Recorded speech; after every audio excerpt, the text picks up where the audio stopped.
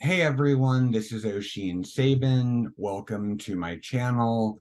So, this is the kickoff of the Friday interview series. Today, we are going to be talking with my friend Amara, who is a spiritual tour guide, about abundance. Amara, would you like to introduce yourself? Sure.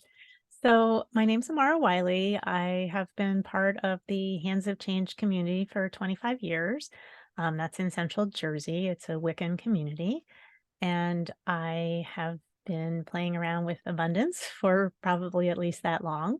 Um, I owned a small business for 20 years, and there's nothing like having a business and being an entrepreneur to put you into all kinds of situations where you have challenges with abundance. So I had lots of practice in learning about prosperity. That is super excellent. Also, I met Amara in 2019 through Hands of Change, who I have grown very close to many members of that community. And if you're in Central Jersey, check them out. They're a great group. So, Amara, when you first started working with abundance, what was probably the biggest struggle you faced? So I never seemed to have enough money. I was always worried that I wasn't going to be able to pay my bills. I didn't seem to be able to save money. Um, and I got to a point in my business where I owed a lot of money, credit cards, and to a landlord. And I had some issues with trying to grow my business, and it didn't work out. So I had some financial issues that I didn't quite know what to do about. And from there, what would you say was your first opening or shift into the idea that you have to call abundance into your life?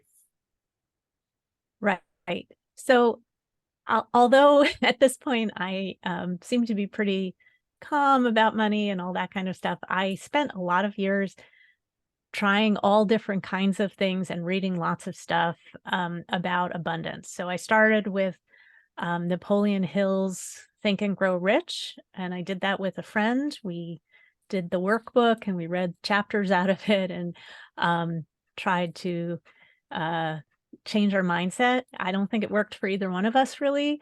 And then I tried a whole bunch of other things. I read Super Abundance by Gabby Bernstein. I read a bunch of stuff about quantum physics, and I did some tapping things and which is EFT tapping.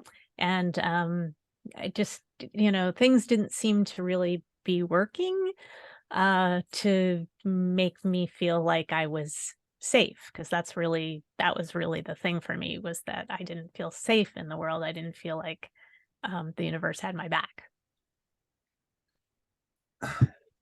So, from there, was there a moment that brought you to okay, the universe has my back now?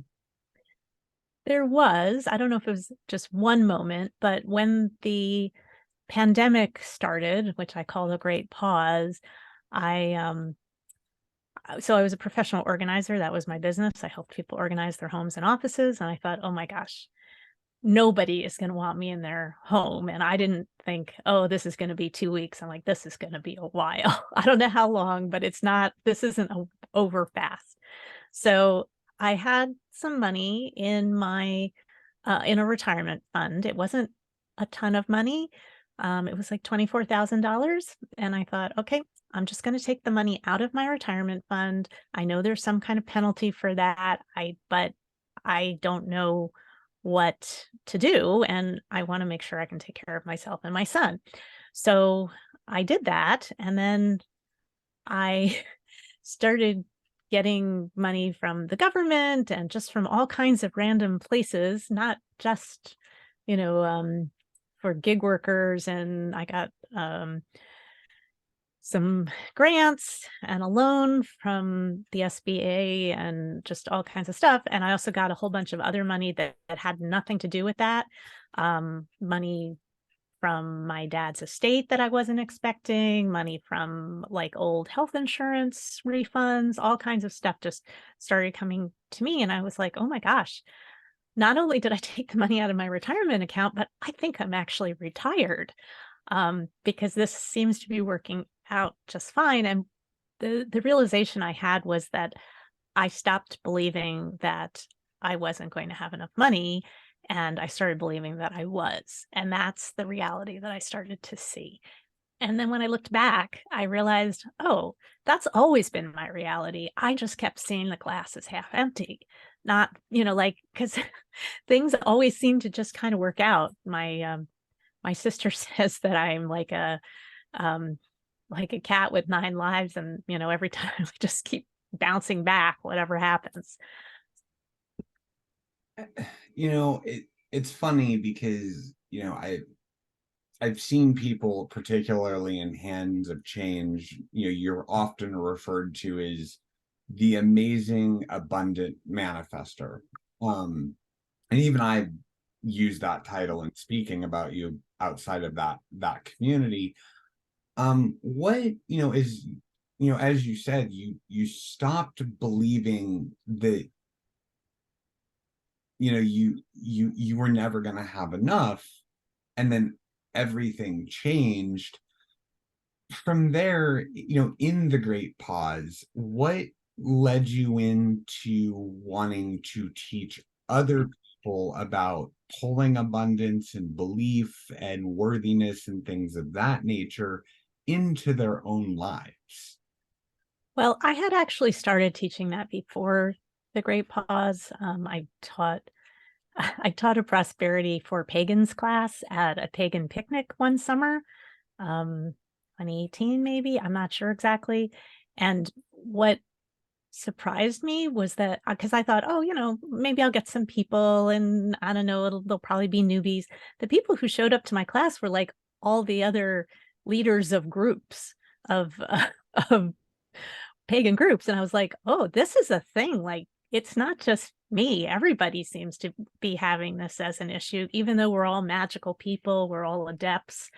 We seem to be in this place. And I was like, I would really like to help the pagan community um, have, more abundance. There was a joke when I was kind of a baby witch. What's the difference between a pagan event and a new age event? 2 decimals, because the new age events were always so much more expensive. And it's because pagans, not all pagans, but some pagans view themselves as not having enough money to pay for things. So I wanted to help change that, shift the mindset. It's funny because, I also think within paganism, earth-based spirituality, magic, and the goddess religions, I think a lot of pagans, particularly maybe baby pagans, um, feel that it's noble to be poor and to be in poverty. And I've learned a lot from you about abundance. And what are your thoughts around why do so many within the pagan world have this notion that it's noble to be poor? It doesn't really make sense to me anymore as I've grown and shifted. What are your thoughts around that? That's a great question. Thank you. So I think that we kind of conflate or mix up together the idea that money brings greed. And so we are more pure or more loving, and, we don't really need anything, or we just need the bare minimum to survive. And somehow, like having more money makes us, not as nice people or not as kind and compassionate people. I don't think that's true. Money is energy. Um, there is no, like it's flows. It comes in and it goes out, and there's ups and downs. But having, being really poor doesn't make you a better person, it makes you less able to help everyone around you because you have to focus so much on yourself and on your subsistence and on your own safety that you don't have energy to give, donate your time or give to charity or even just, buy stuff and support other people's livelihoods. So I don't think it's a noble thing. I don't think it's bad, it's just that we have learned this over our lives, and it's just a thought form that needs to change for pagans. And I agree with you. Recently I had taken your class, the 40-day to prosper passport to prosperity, which is a 40-day class. And about a week ago you had actually asked me to come on and interview about my experience with that class, and that's going to be dropping on your YouTube, I think late January, early February. Really, something like that. I'll be teaching the class again in Yeah. mid February. So So, thanks. what led you into the creation of that 40-day class?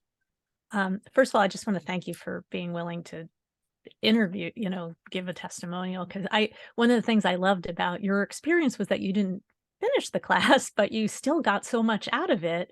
And I really believe that, like, you don't have to do 40 days to the shift can happen at any time. So I was really excited about that. Um, the reason I picked 40 days is because actually from my organizer brain, I know that it takes somewhere between 20 and 40 days to change a habit. And so 40 days is kind of, like that's how long Jesus was in the desert. There's other things, magical things about 40, but I just wanted to give people an opportunity to really have a daily spiritual practice around abundance that would help them shift their habits from or their mindset from having this kind of poverty mentality or, not as abundant to a more prosperity mentality or more abundance. Because, people come into the course and from different places. Sometimes they have some abundance or they have, you know, even more abundance or none. And the shift can sort of happen. Well, I think one of the important aspects that I saw in the class is that there are, people tend to think of the word abundance in the representation of money.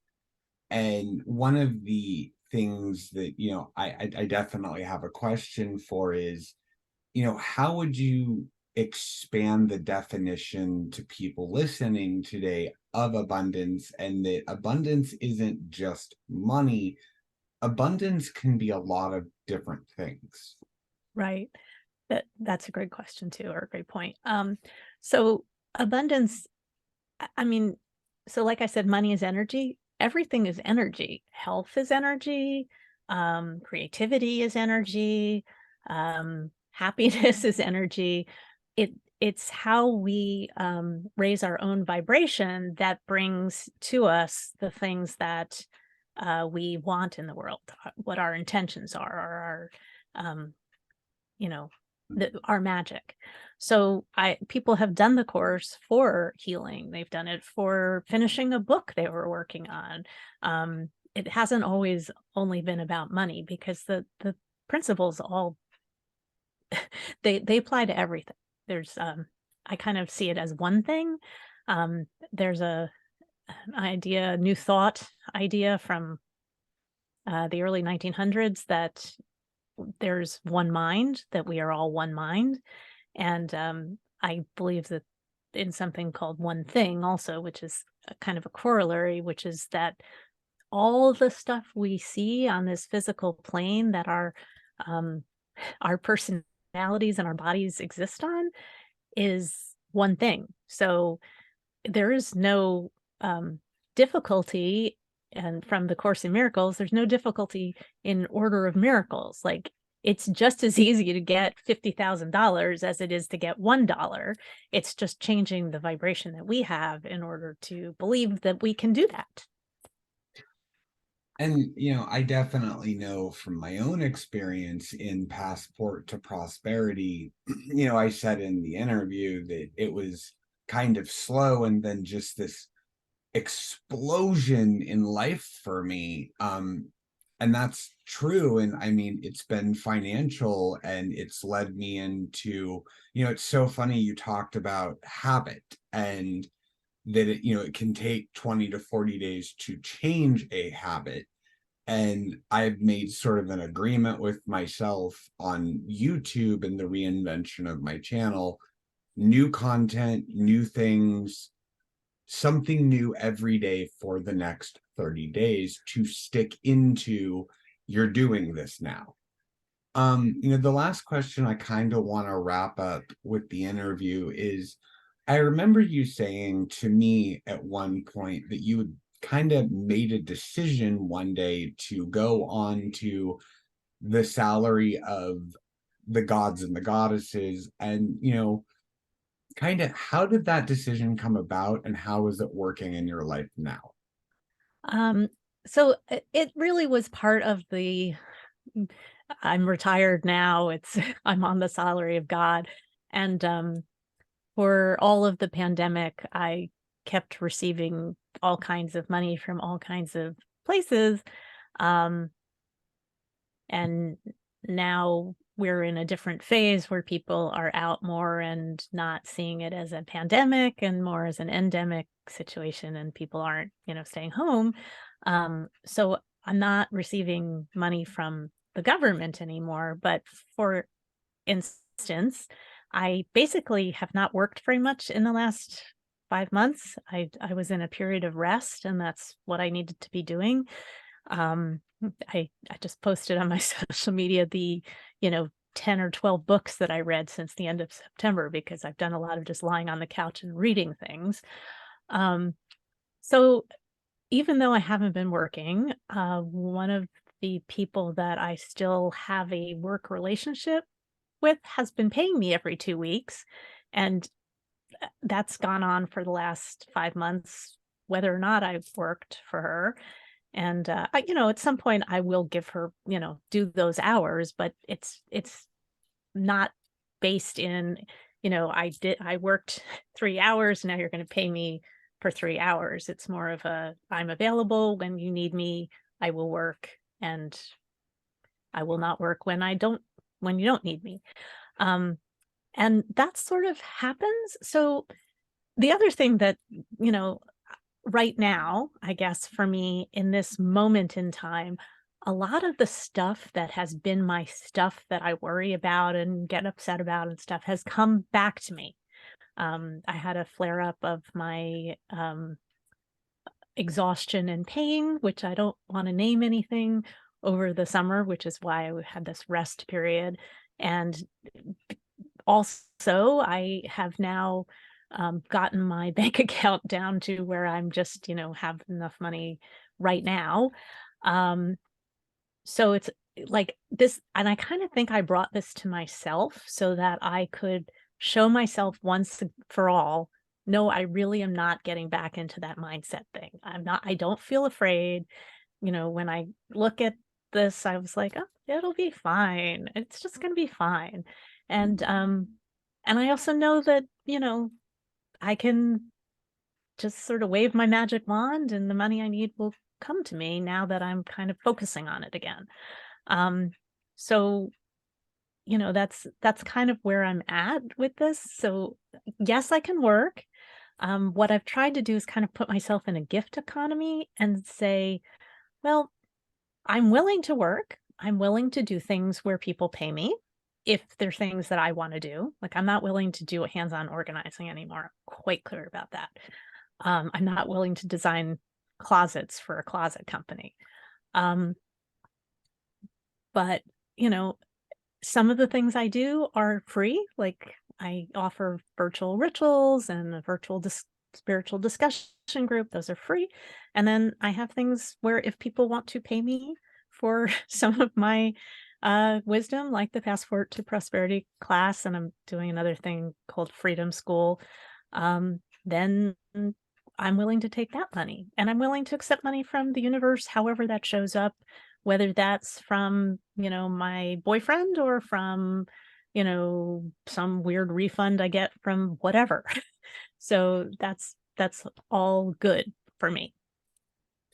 There is one thing in particular about, the how many bits of information our brain can process. And I'd like if you could share that as kind of the final thought. I would really love that.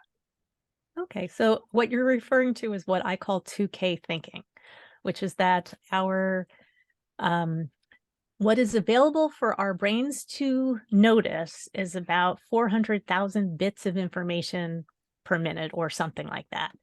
Our brains can absorb about 2,000 bits of information per minute. So we tell our brains what we're interested in so that our brains will go find the things we're interested in and bring it to us.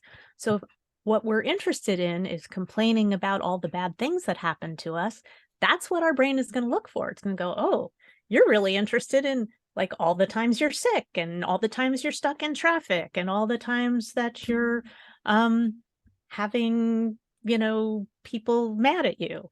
And then it will go look for all those things. But if you're really focused on all of the glass half full things, then you can expect to increasingly have more of those.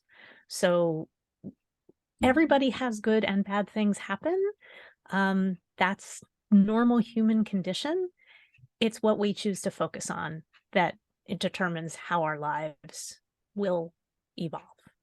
And that's easy to say and not as easy to do. So part of the Passport to Prosperity program is helping people practice every day doing that. Uh, Excellent. And I also want to let everybody know in the description of this interview, I will have Amara's Teachable up. And I highly recommend, as she said, I actually got stuck at a lesson called Vertical Time and then literally stepped into it really before I knew it. That class is amazing, and I would really encourage people to look into it. Her Teachable will be up for that class. Amara, you said you're going to be starting a new class in February. I really hope people check into it and sign up for it.